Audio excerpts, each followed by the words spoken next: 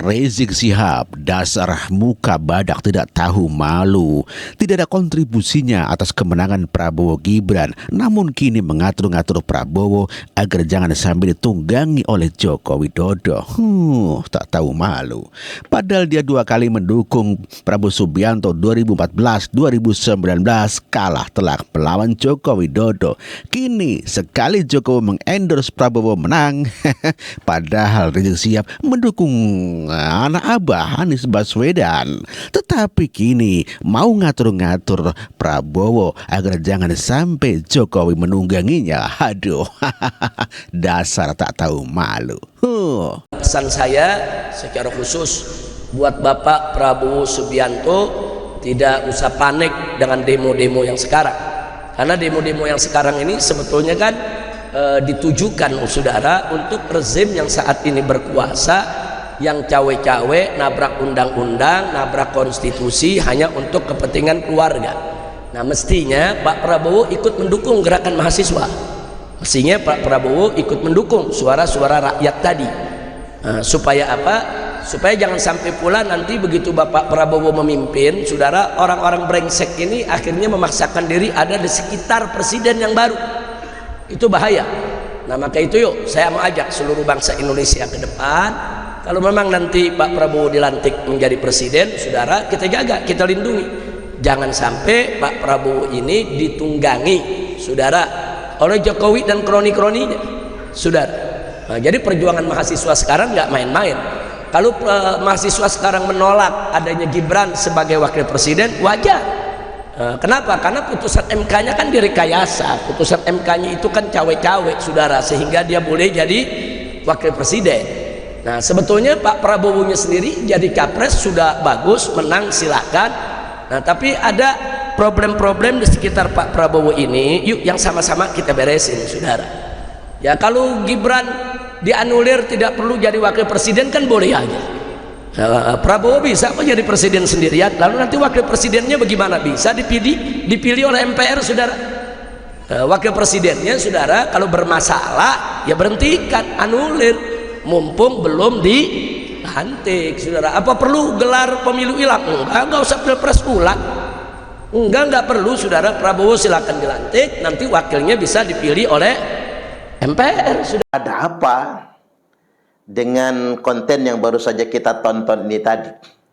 Apalagi ada pernyataan begini, awas nanti kalau Pak Prabowo dilantik, agar berhati-hati dengan Pak Jokowi dan kroni-kroninya. Enggak, ini saya menangkap ada kejanggalan ini. Loh, apa hak Rizik Syihab menyetir Presiden Prabowo Subianto nanti ketika sudah dilantik?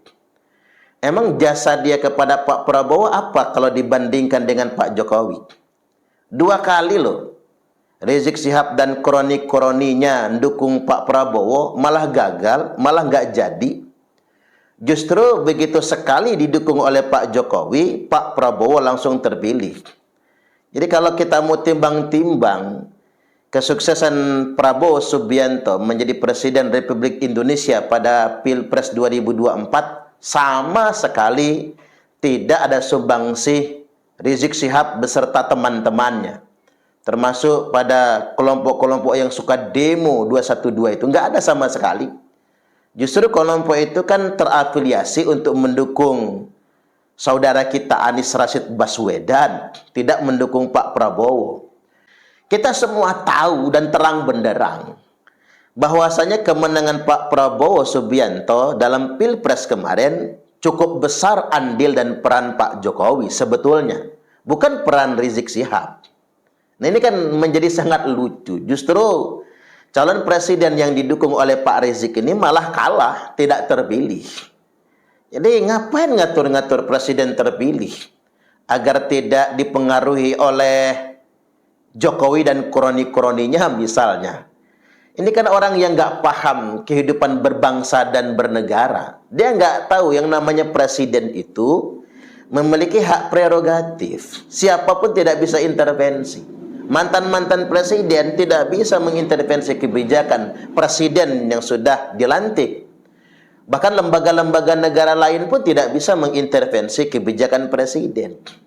teman, keluarga, seakrab apapun, sehangat apapun pertemanan, orang tidak bisa mengintervensi kebijakan presiden. Nggak bisa.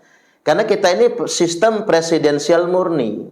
Betul Ustadz, tak pantas Rizik Syihab mengatur-ngatur pemerintahan Prabowo. Ya, karena tidak ada kontribusinya Rizik Syihab di dalam kemenangan 2024 ini. Full murni ini adalah endorse atau dukungan Joko Widodo. Jadi tidak ada kontribusinya selama tahun 2024 ini terhadap Prabowo Subianto, Rizik Syihab dan kawan-kawan dan kroni-kroninya PA212. Ada gerombolan ya GNPF ulama dan sebagainya, tidak ada kontribusinya. Dan semuanya ini adalah atas kemenangan Prabowo Gibran adalah setelah mendapatkan dukungan dari Joko Widodo. Gus Dur pernah meminta tangkap Rizik Syihab. Apakah nanti Rizik Syihab akan ditangkap oleh Prabowo setelah Prabowo menjadi presiden? Kita tunggu jawaban Prabowo. Orang-orang itu kan tolol. Ya sudah, mau diapain? Kita sama orang tolol itu kan ya bicaranya nggak bisa seperti anak-anak. Makanya saya bolak-balik bilang kepada mereka, tangkap itu Habib Rizik, selesai. Bolak-balik ya dia lagi. Nabi Muhammad mengatakan, man kafara akhahu musliman bahwa kafir. Barang siapa mengkafirkan sesama saudaranya yang beragama Islam, dia sendiri yang kafir. Orang boleh berbuat kekerasan hanya kalau diusir dari rumahnya. Idza ukhriju min diyarihim, kalau diusir dari rumah mereka, baru boleh kekerasan. Karena itu ketika saya memutuskan biar aja dah, lengser aja dah daripada ribut dengan DPR. Negara kita bangsanya kan terbagi dua, akan berantem, darah mengalir. Kita lihat nanti aja. Nah sekarang ada 4 nih Gus yang disebut-sebut sebagai ya kandidat terkuat ya. Ada Pak SBY sekarang, kemudian juga ada Pak Prabowo, ada Ibu Mega ya, dan Pak JK. Dari 4 ini nih Gus, menurut Gus Dur mana yang kira-kira akan dipilih oleh rakyat dan diterima oleh rakyat Indonesia? Kalau orang yang paling ikhlas kepada rakyat Indonesia itu Prabowo. Ikhlasnya seperti apa Gus? Ya banyak lah yang dia bikin itu menunjukkan betapa dia ikhlas betul kepada rakyat Indonesia. Yang lain tidak ikhlas? Ya nggak tahu ya.